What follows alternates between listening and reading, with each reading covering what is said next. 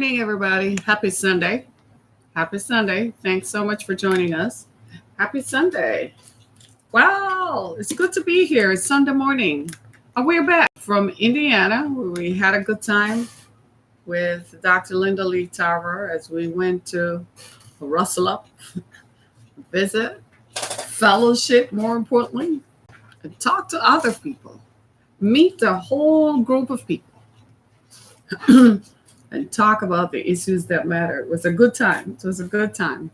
It was a restful weekend. I actually got a chance to sleep. That was good. I kind of lost my voice a little bit. By the time I got home yesterday, I recognized that I had lost my voice. So I slept overnight. So look at me. I look bright eyed and bushy tailed, right? Bright eyed and bushy tailed. So it's going to be all right, right? It's going to be all right. It's going to be all right. Thanks so much, everybody, for joining me. This is our new series, Sunday Mornings with me, Sunday Mornings with Harriet Cammocvk, and it's our inspirational series. So on Sunday mornings, we talk about inspiration. We talk about how we feel about ourselves, and our focus is at the intersection of our humanity and our divinity. All of us experience a spiritual awakening. It either comes through crisis, where we say, I'm outside of myself, all my resources are not helping me move forward in this situation, or we're just sitting and contemplative and we're saying, what next?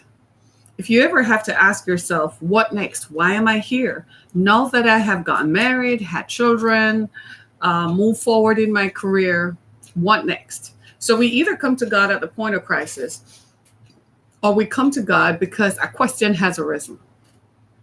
And when at that intersection is where we encounter what I call our intersection of humanity and our divinity. And how we navigate around that intersection and in that intersection is the questions that I try to answer, is where all of us find ourselves in this melting pot of trying to understand why we're here, what do we do now that we know. And crisis varies, yeah? A crisis could be a divorce, a crisis could be the death of a spouse, the death of a child, a career change. A crisis could be anything that brings you to a point where you don't know what else to do. That's a crisis. Anything that makes you feel as if, I'm not sure where do I go from here. Hey, good morning. And I'm not sure what do I do. So anything that is something that you yourself don't have the answers to, and you feel that there has to be a divine intervention, there has to be an answer somewhere, that's a crisis. And all of us, I have found, have been there. Whether we are young or old, it doesn't matter. We've all come there, right? And to navigate this even further, I'll tell you a story of a young man I met some time ago. And he was very young. He was only 21. And he found himself at such a crisis.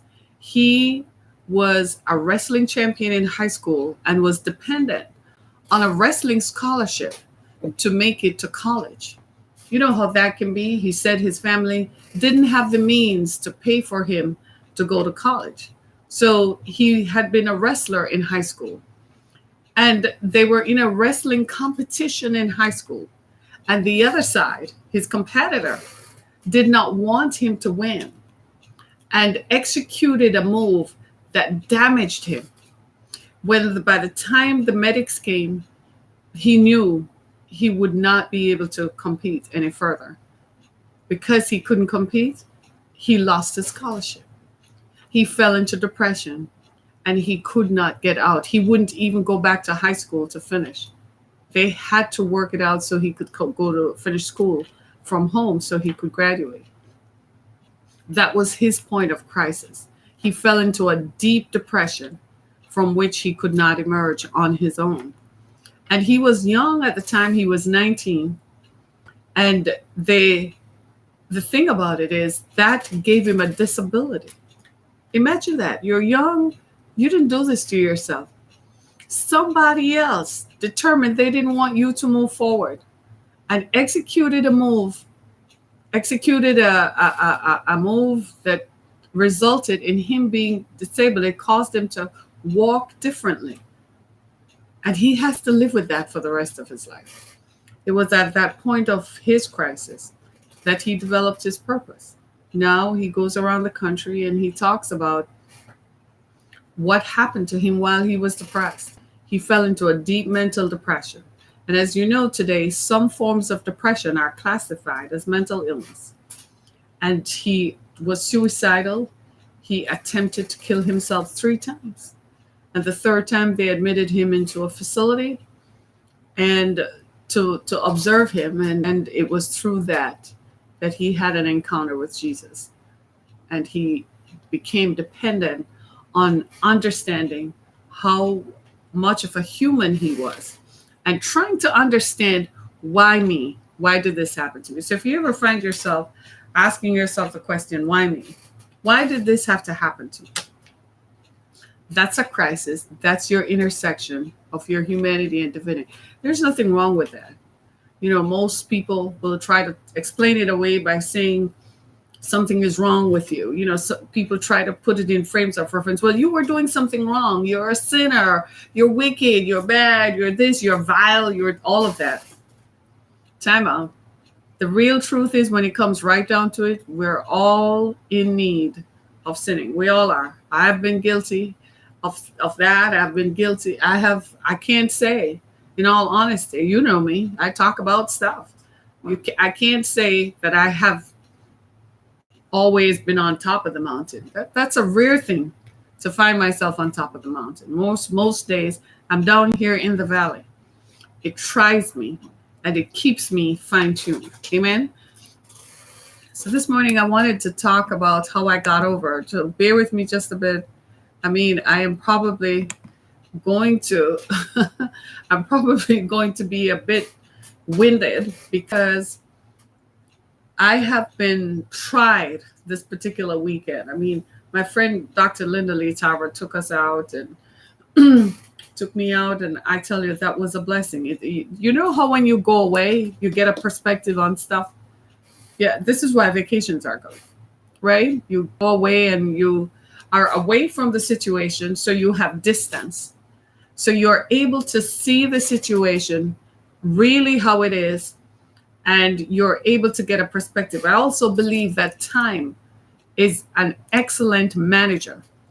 Time helps us to see things differently. There are some things that you're just not ready for until you're ready. There is a thing called being ready, right? There's some things that happen to you that you cannot just absorb or you cannot deal with because the time for it hasn't come yet. Do you see what I'm saying? And it takes time. There's some things you can't rush in life. There are some things that happen quickly, and yet there are some things that you have to go through. Recently, I found myself in one of those situations. I've been battling a thing for 2 years. And I finally got to the point a month and a half ago where I said, I think it's now time for me to deal with this. And when I got to that place, I had to figure out naturally what was the best way to deal with this. And I am very forthright. The minute I come to a place where I determine that I need to deal with something, I go for it, right? So I picked up my email and reached out to the person and said, we need to talk. But I had to allow patience to temper me. And in allowing patience to temper me, I had to deal with the stuff, right? I had to get to the point. I wasn't ready for it yet. So I had to allow time to deal with me. Now, in talking about how I got over, I know most of you have been in church, so you've heard a song sing. Usually they sing this song at funerals and they sing this song, and the song says how I got over. I'm going to tell the story of that I made it over. And I like the melody, but I never really listened to the words of the song. I think it's somewhere here on YouTube. I probably can bring it up. But I never really listened to this song because I never really, it was just a song with a melody, right? And what I found was in listening to the song, I found that uh, I found that I could really. So I want you to listen to this song. It's only a few minutes. The song basically just says how I got over. And so many times in life, what I have found is that the story of our lives is told by ourselves. It's told through our actions. It's told mostly through our actions. Words frame our world, but our actions are what people see. They hear the words, but they see our actions. You might say, well, I don't know you, but I know your actions. Your actions are what we judge people by. And in a lot of ways, we live our lives out, whether we like it or not, we live our lives out in terms of what we see. People are different today. When we were growing up on a Sunday morning, church was everything, wasn't it? You didn't have a choice. I remember when I was growing up, I don't think there was ever a Sunday that I didn't have church. Summer vacations were with grandparents, and grandparents took you to church. Summer vacations were with aunties. They took you to church on a Sunday morning. Church was an established part of our lives. I think what they were trying to do was to bring us to a place where we came to an understanding that we need God, so we need to get with the program, right? I think that's what they were trying to do. And they reinforced it through actions and through teachings. And the way they reinforced it was during the week, you went to church. Some people grew up or lived in church, black or white. Today, we have evolved. Church now is no longer a central part of our lives. So God is no longer a central part of our lives. In fact, some people even wonder, do we need God?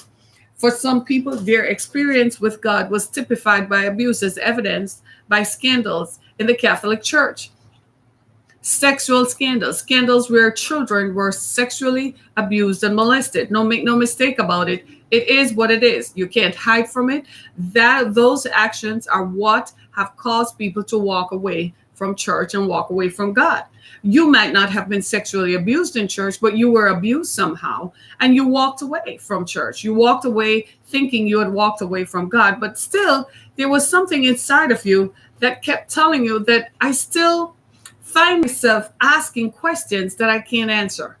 You come to a place where you say, well, why did this happen? And there is no answer. You have no peace with it. Maybe you lost someone you loved or cared about. Why did that happen? Maybe you see a disaster somewhere else and you're like, why did that happen? So you come to a place where you start asking, what really took place here? What is it that is happening here? We've all been there. Let's make no mistake about it. This is not for everybody. This is for just somebody.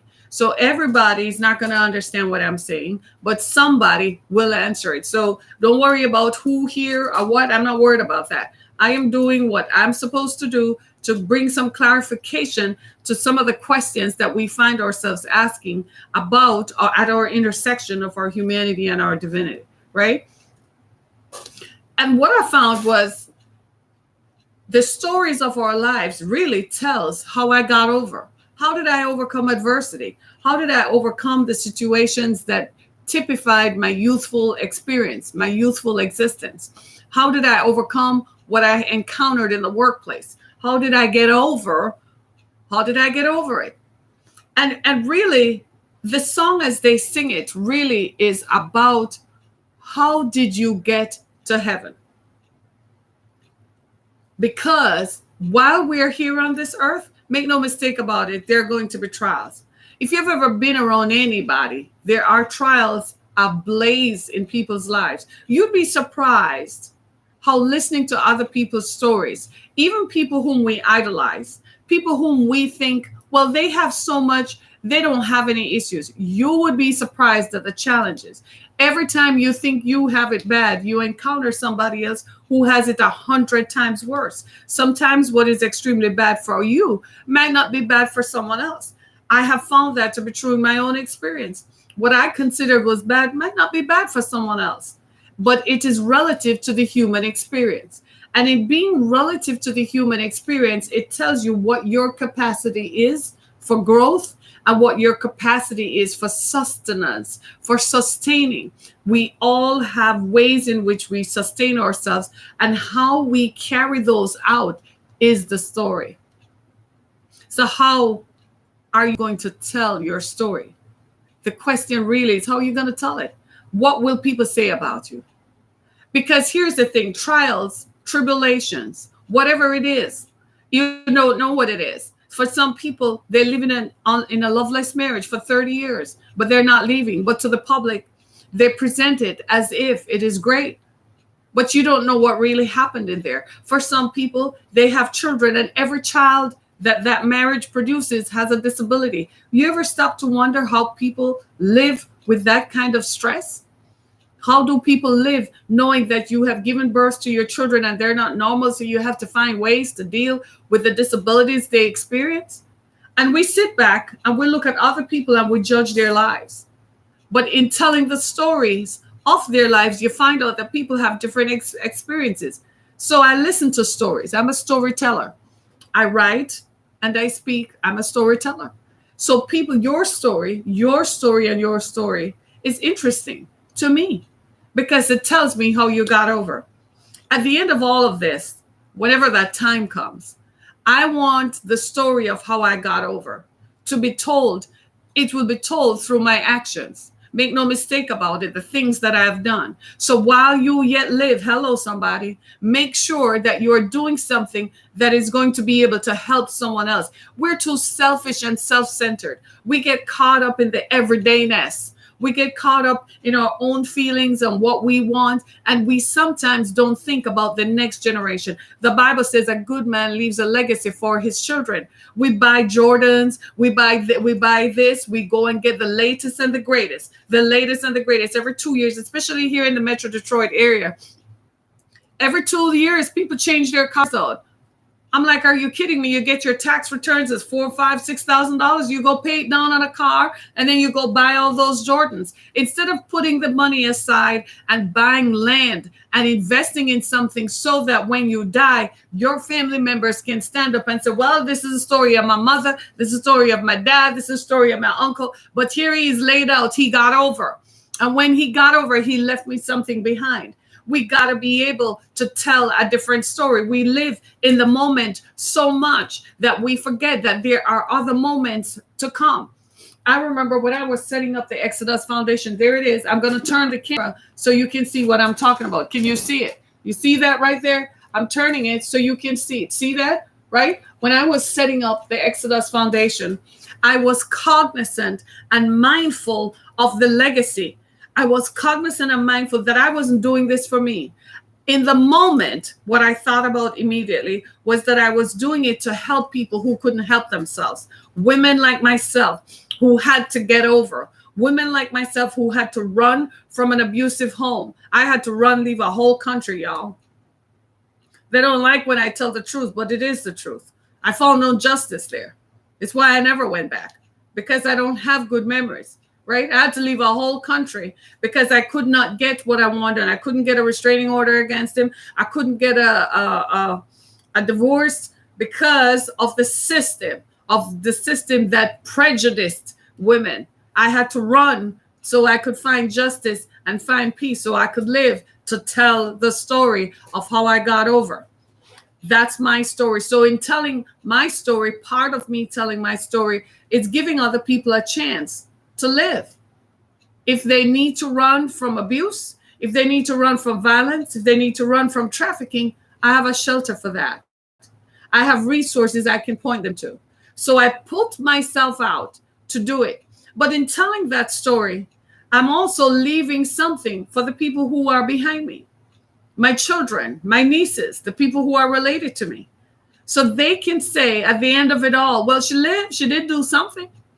She left something back here. What is it going to be your story? What's your story going to be? How you got over? Have you ever really told the story of how you made it through high school, of how you got into college? Have you ever really told that story? Have you ever told the story of how you got your job, how you made it to the top of the ladder? Have you ever told the story? How did you create that project? Have you ever told that story? You got to tell the story. Tell the story. Tell the story. Tell your story. How you got over. Tell your story. It's not, listen, we live in the now. And whilst we plan for the future, we also have to make strides to preserve something so that the folks who are left behind have something to hold on to. It's what this whole environmental question is about, is what is going to be left for the next generation, the next 50 generations. What's going to be there for them? Because if all we're thinking about right now, and we can see right now that that's all some people have thought about, is how they feel. When the architects of slavery, of black slavery, when they were doing black slavery, they gave not a thought to the generations in the future who would be embarrassed by their actions. They did not. They did not think it. All they thought about was, now I'm going to go get these people. I'm going to treat them cruelly. I'm going to enslave them, and I'm going to bring them here and make them work so that I can be rich. That's all they thought about in the moment.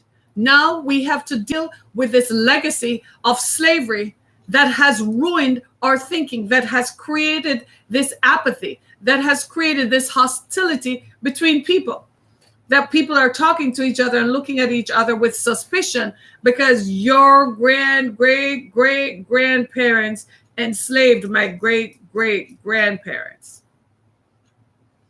Do you see what I'm saying? What's their story of how they got over on slave ships? They got over because they enslaved others, right?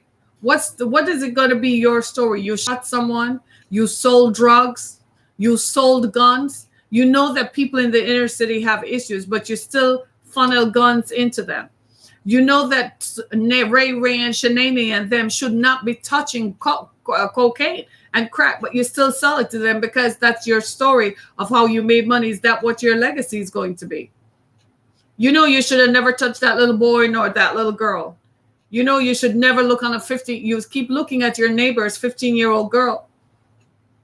And you know you should never do that. You keep looking at that little boy who is helpless. And because he's helpless and vulnerable, you're going to go in and be savior and rescuer, but at the same time get your needs met. How you got over, just telling the truth. I'm just here to tell the truth. How you got over. The question really is what you're going to do about what happened. So I faced a conundrum. The conundrum I faced when all these things happened to me, what are you going to do about it? And that was my intersection of humanity and divinity. I had to figure out, well, what you're going to do about it now that it has happened. It couldn't have just happened to you because, you know, God was having a bad hair day and he was just going to inflict stuff on you. It has to be a story that has to be told. So I decided that I had to tell the story. Well, I'm a storyteller, so I write books. I'm a storyteller. I speak. I've been public speaking from I was a kid. I've been writing from I was a kid. Never thought that it was anything, you know, doable. Didn't realize that I was what? Preparing my way to the future. So I had to tell the story. Tell your story, people. Tell your story of how you got over. Tell it and tell it and tell it. I promise, listen to me very carefully. The stuff that happened to me makes a good story, wouldn't you say? I was telling somebody recently of the day 9/11. Anybody remembers 9/11? I was telling the story of the year before. I was in the towers that went down. And I remember the day when I went there, how I couldn't see the top of the towers because it was shrouded in clouds. And I was telling the story of how I had been in the towers. And so when the towers went down the following year, it was something that I could relate to. And the person I was telling the story said, what a powerful testimony. You need to tell that story too. You don't know who could be blessed. That was a story that resonated with the group that I was with. You don't know what your story can do to others. Tell your story. You don't know how much your story will bless others. Tell your story. Don't be afraid. So many of us don't come to God because we're afraid of what others will think about us. We're afraid that others are going to say, really? you're a Christian. We use people to give us boundaries. We let people decide what we are going to be and what we're going to need. We're so caught up in our image that we spend more time on our image than we spend time really thinking about the effect. Do you know how powerful your story is if you tell somebody how you got over? You got to tell the story. Your story will wash people. About some years ago, I was in a group of people and I was talking about my story. I was telling the story of how I was an immigrant and I was an undocumented immigrant for almost 15 years. Couldn't leave the country, couldn't go anywhere. And how my ex-husband had done me so that I could not leave the country. What was I going to do? I was caught up in no man's land. Couldn't go, couldn't come, couldn't do anything. And I was telling that story of the process that I had to go through. And there was somebody in the crowd who heard the story of how I got over. My story is evidenced by the books that I've written, because here I stand telling the story of how I got over. And while I'm telling the story, somebody in the audience started bawling. We were in a church. We were surrounded by all kinds of people with all kinds of weapons. We were surrounded by law enforcement people. And while I was telling the story of how I got over, somebody started bawling. That was her point. That was her point of deliverance. That was her point. When I was through speaking and I went to the table they had set up for me, she said, "You told you it might not be for someone else, but it is for somebody." Do you see what I'm talking about? Somebody else has to hear the story of how I got over. So often that song is only sung at a funeral. It's sung when somebody is transitioning out of here. And so the question then becomes, what were their lives like? How did they live? What is their storytelling? And it's poignant at that time because it's more meaningful, because now the person can talk. So all that's left are their actions, what you remember of them, to judge their story by. But I'm saying to you today, and I'm challenging you, don't wait for that time to tell how you got over. Don't let that be your story. Let your story be that while you yet live, you are helping somebody else. You're telling your story to save someone. It's called connecting. We don't connect with people anymore. Telling your story is a way of connecting. Don't be afraid. Don't be ashamed to say your parents, you grew up in church and your parents were Christians. I am not ashamed to say that I'm a preacher. I used to really, because there was so much derision and so much stupidity attached to it. But I'm not ashamed to say the way I got over was through the faith and my belief in a man named Jesus Christ. I followed the teachings of Jesus recorded in a book called the Bible. That's how I got over. I had to pray on bended knees night and day. Did you make it? He said, when I read your book, he said, the thing I face is that I'm sitting in front of you, because when I read your book, you're not supposed to be here. You're supposed to be messed up. You're supposed to be torn up from the ground up. Y'all on Facebook, go over to the other feed. It's still live, right? He said, you're supposed to be messed up, dogged out. He said, you're supposed to be in an institution. You're supposed to be on medication. But the way that I got over was my faith in Jesus Christ. Forgive me, Jesus, for maybe I didn't expound it well enough. He asked me over and over again, how did you get over? How did you get over? And I had to say, I got over by my faith in Jesus Christ. My faith. I prayed and prayed and prayed and prayed until the cows came in. Anybody ever had that? I prayed until the cows came in. I prayed until there was nothing left to pray. I prayed until my knees wore out. I prayed until there was nothing left. I prayed until I got an answer. Sometimes my answer came immediately. Sometimes my answer didn't come at all. But the way that I got over was by my faith, was by prayer, was by belief. Come on, somebody. If you've ever been in a place and you don't know what else to do, I'm telling you, get over by your faith. Don't let anybody tell you that there is no God. No matter what they say, they're trying to rationalize a question that has been settled for thousands of years. And guess what? They're going to find out. But my thing is this: do you want to find out when you get there, trying to get there, or are you going to find out now? As far as I'm concerned, I'm going to take the witness that is in front of me and I'm going to make sure that I can get there. Do you see what I'm talking about? So the question of how you got over has to be the question of, that is the question of the age. That is the question of your trial. Some of us were baptized by fire. Some of us were tried in the fire. Everybody's story is not going to be the same. And listen to me very carefully. Don't envy anybody because they had it easy or what you might have thought was easy. Don't envy anybody because they didn't walk the same path that you walked. Your story is unique. Stick with it, deal with it, accept it, because that's your blessing. The more you tell your story of adversity, the more you tell your story of how you got over, is the best it's going to be for you. You don't just sit back and say, well, mine didn't come exactly like it was packaged like a postage stamp and it looked all glorious. No, mine was dirty and messy. It was filled with blood. It was filled with tears. It was filled with disgrace. It was filled with shame. It was, come on now, let me tell you how I got over. I can tell it. I can tell it. I'll tell it. It was not easy. I was disgraced. I was kicked out. I was evicted. I was left hanging. I had to move into my mother's house. I didn't have anything else. All my possessions were packed up by the time they were done with me. All I walked out with were my clothes and 2 pieces of furniture to show for a life that I had lived. Do you hear what I'm talking about? No money, no nothing. That's how I got over.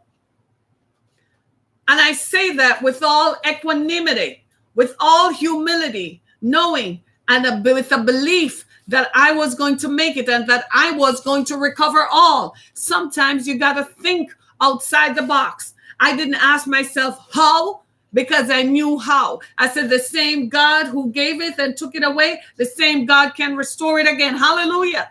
Sometimes you got to get with the program. See, what we do is they want to put you and put your faith and belief in God in a package that they can deal with it. When the God that they want you to worship is one they create. So they want you to believe in a God that does not resemble or look like the experiences you had with God. They want it to be tailor-made to their experience. They want you to believe that because God said don't do this, but they want to do it. They want you to believe that God is bad, and that's not the God you should worship. Come over here and worship the God that I believe in, that tells me I can do everything that I should do, I want to do. And when you look at it, you're like, well, it doesn't feel right. Well, they're like, well, don't go with that. Just do as I say. Come over here and worship this God. The other day, I think a couple of days ago, somebody showed me something. This girl is getting a master's of divinity. And her writings, she's a lesbian. So she's defining what is her ultimate reality. And her ultimate reality, she's describing it sexually. And she's saying God is in that. And it offended me because it isn't true. You see what I'm saying? That's her reality, but that's not mine. So while that is her reality, that doesn't mean I have to believe it. That doesn't mean I'm suddenly going to forget everything I know. That's not my reality. So keep your reality to yourself. That's your reality, but it's not mine. I'm going to listen to you describe your reality, but that's not my reality. Do you see what I'm saying? And the confusion we're having today is, well, I'm not sure that I should believe in God. Well, I'm going to ask you a question. Well, what does God mean to you? Have you ever had an encounter with God? Have you ever found yourself at the intersection where you have to ask yourself, how did I get out of that one? You ever been driving on the street and had a spin out? Anybody? And you spun out so much you thought that you were done. And you suddenly find yourself sitting up in the car and everything else is fine. That's your encounter with God. God took you out of that. Right? Some of you have ever been drugged out and you don't know yourself. And suddenly you went through rehab and here you are. You find yourself normal again. That's how you got over. Tell that story too. You ever had a spouse who left you and you had nothing? Tell that story. How did you start over? You ever lost a job and had to move to a whole other state? No, nobody. That's how you got over. You ever had to move to a whole other country and start from the ground up? Where you're not even the majority in that country. The color of your skin is not the majority. And you have to deal with everything else and learn to deal with the systems. How you got over. As for me, I'm going to continue to tell the story about how it worked for me. Amen?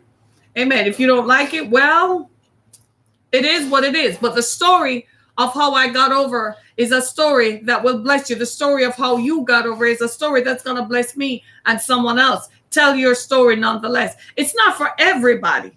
It's not everyone who is going to ascribe to it. It's not everyone who is going to be a part of it.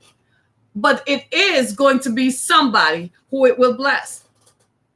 Just a few days ago, I found myself, I've now gotten so used to telling the story that you can touch me now and I'm just going to regurgitate it. It took me a process. For years, I didn't tell my story of how I got over. I couldn't talk about it. I was ashamed. I was embarrassed that I had to live that way. I thought people were judging me by my story. What I didn't see was that what the people loved was the fact that I made it and overcame. That's the beauty of the story. And so I never told my story because I didn't know the power of the story. I didn't know the power of telling how I got over. But you see, when I came to the place, when I accepted it, no, you can't shut me up. I tell it in all its gory details. I tell of the time I went to immigration in New York at the towers, and the immigration officer pulled out a letter that my ex-husband wrote that said if I got a green card that I would leave the country and he wouldn't see his child again. And because he was the U.S. citizen, they shut me down, and I had to go back and live in the abuse. But I was delivered within 3 months. Hallelujah, Santa. Tell it again. 3 months. I was delivered. Amen. Right? How I got over. You got to tell the story. Sometimes the story is so painful, you can't tell it in the moment. I couldn't talk about that story for years. It was painful. It robbed me of my voice to think how painful it was. But after some time, say sometime, after some time, the pain was erased with time. And the power of the story is undeniable. The power of the story is what moves mountains. You got to tell the story. I don't know who I'm talking to, but you got to tell the story of how you got over. It will change you. It will make you. It has molded you. It will propel you. It will impress you. It will move you to do what you have to do. I'm not going to wait until I die for somebody to tell my story. I'm telling it right now while I yet live. While I live, I'm telling my story. I'm not going to wait for that. What's the glory in that? As far as I can see, there's no glory in death. Once you're dead, you're done. That life that you live in this realm with others, it's done. There's nothing left. So what am I going to do about that time? Nothing. But see, while I yet live and I have the voice and I can walk and talk, I'm going to tell that story. I'm going to tell the story of how I made it over. They're not going to sing that song over me laid out with no power. I'm going to tell the story of how I made it over. I'm going to tell that God delivered me. I'm going to tell that it was faith in Jesus Christ. I'm going to tell the story how I marched up into church. I practically laid out in the church, how they hated me in the church, but I believed with all my heart that God would come and deliver me. And I stayed in it, how I spent Monday in church, Tuesday in church. I was in church Wednesday. I couldn't wait to get back to church on Sunday. One time I even went down there asking if I could go in the sanctuary to pray. That's how much I needed God. They thought I was after something else. They misjudged me, but that's on them. The power was what I was searching for was God, and he delivered me. They didn't know what I was going through. I couldn't talk. My mouth could not bring the words to fruition of what I was going through. And you can say, maybe it's my fault, because maybe if I told somebody else what I was going through, maybe somebody could have done something. But sometimes I believe that God will break you. You have to find the right person to tell the story to, the right person who can make the difference, the right person at the right place at the right time. So I was looking for the right person at the right place at the right time who telling the story to would have made a difference. Took years. Finally, I did. And it made all the difference in the world, in my circumstances. You got to tell the story of how you got over. Nobody wants to hear that. What people want to hear is that you jump up on something. I went through living hell. My own family told me I should go marry somebody. I said, that's not what God told me. They're like, well, you are a Jesus freak. What you need is a man. I said, no, I have a man. His name is Jesus. He's going to direct my path. But in the meantime, I'm going to wait for the right person. I'm not going to go with him, and him. I'm going to wait for the right person. Might take time. I didn't know it would take so long, but I'm going to wait.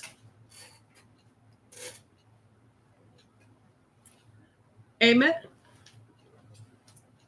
So my story of how I got over, story of how you got over. Tell the song for you in closing. I want you to hear the words of the song. Your story. Tell your story. There's power in your story.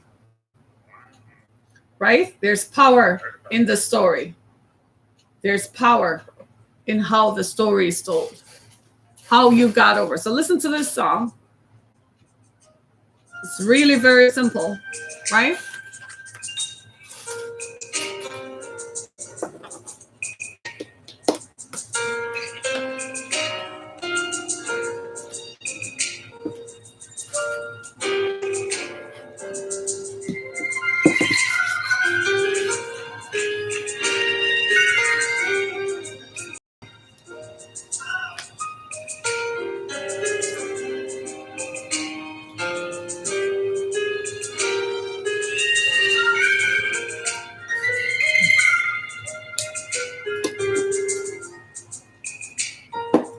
I shall wear a crown.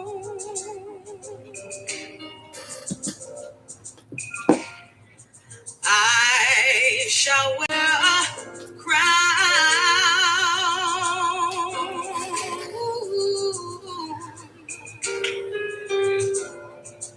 When it's all over,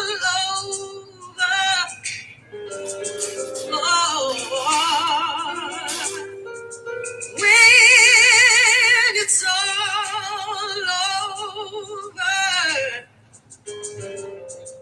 and I shall see his face. I believe that I shall see